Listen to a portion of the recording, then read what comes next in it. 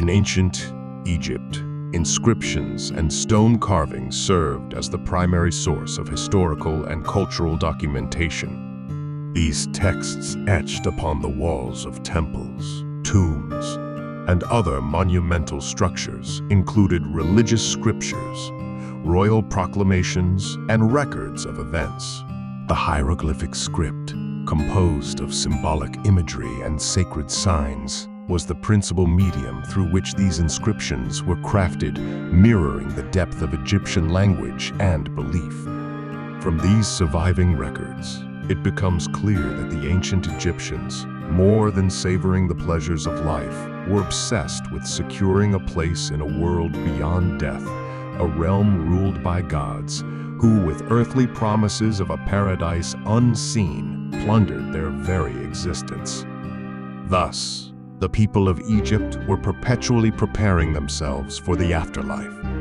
This next world, referred to as Duat, the eternal realm, was not a myth, but a destination. To the Egyptians, preserving the body for the afterlife was of paramount importance. Through the process of mummification, they ensured the dead would retain their physical form, allowing the soul to return to it in the world beyond.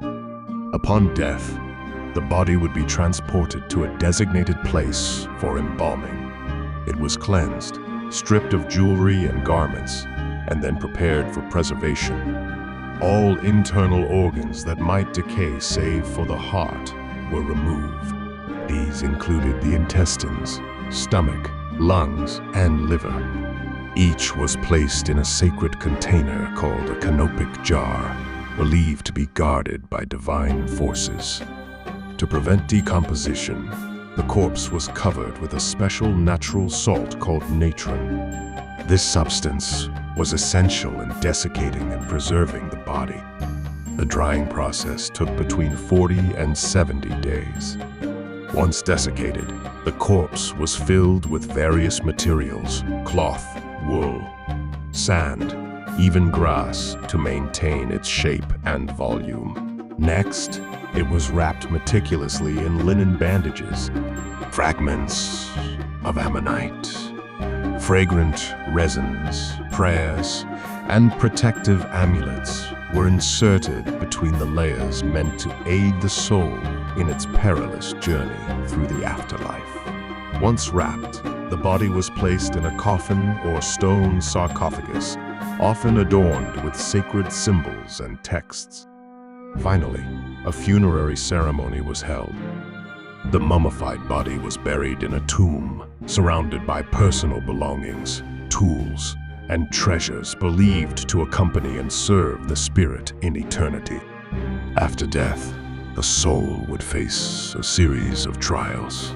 One of the most critical was the weighing of the heart, a ceremony grounded in the principle of Ma'at, or divine truth and justice.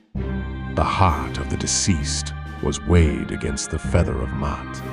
If lighter, the soul passed into the eternal fields. If heavier, it was devoured by Ammit, a monstrous entity invoked by the priesthood, symbolizing eternal obliteration.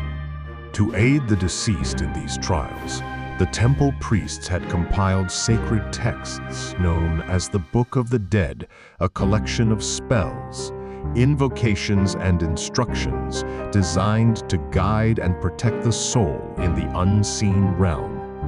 In parallel, the pharaohs sought to immortalize their dominion through grandeur. Their tombs were not mere graves, but monumental statements of power filled with gold, jewelry, weapons, thrones, statues, and intimate possessions. These were not offerings, they were declarations of eternal rule. In some cases, the pharaohs buried servants and even wives with them so that they might continue to serve the king beyond death. Thus, those enslaved in life found no freedom even in the promise of death. For the pharaohs, the tomb had to be more than a vessel for the soul. It had to be an architectural testament to their godlike authority. Their eternal resting places were designed as symbolic fortresses, of sovereignty and transcendence.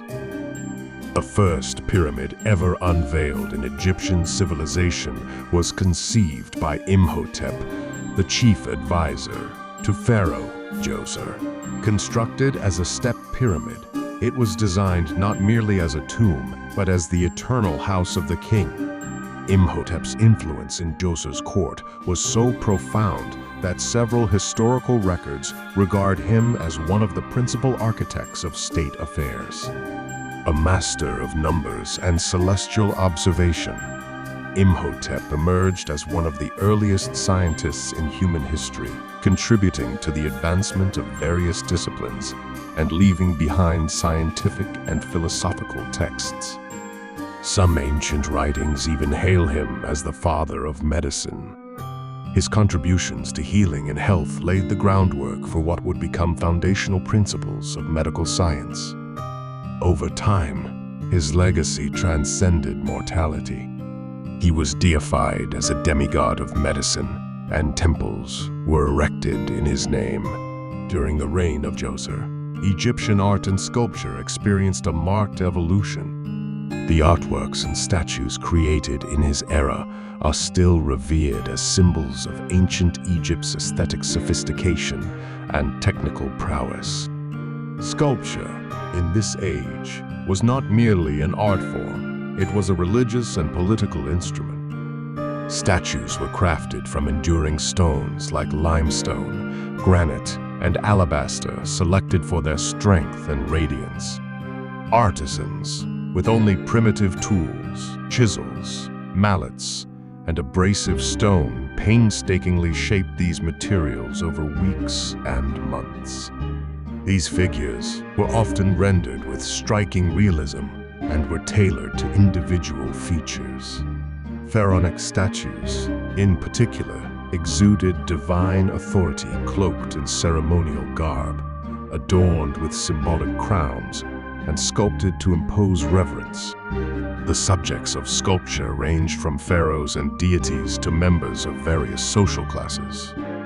Djoser himself was depicted as a divine representative, his statues capturing both his temporal power and his sacred identity. These images were placed within temples and royal residences, acting as emblems of both political and religious dominance. But beyond representing people, they were often conceived as manifestations of gods themselves. Some statues served a funerary purpose, believed to aid the deceased in their journey through the afterlife. Effigies of pharaohs and nobles were interred within tombs to guide and support their spirits beyond death. Among the most renowned is a statue of Djoser in full regalia, a striking image of royal sovereignty.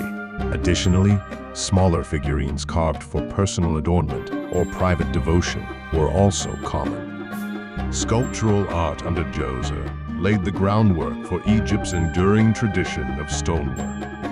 Styles and techniques from his era would echo through centuries of Egyptian history, gradually refined to perfection. Shifts in sculptural style reflected deeper social and religious transformations that unfolded in subsequent periods. In ancient Egypt, sculpture, relief, and especially inscriptions were not merely aesthetic tools, they were mechanisms of religious and political propaganda. These works of art, steeped in sacred symbology and royal ideology, projected divine power and sovereign glory while subtly indoctrinating obedience into the hearts and minds of the people. In a world where every image bore coded beliefs, the viewer was not merely an observer, but a participant in a ritual of submission.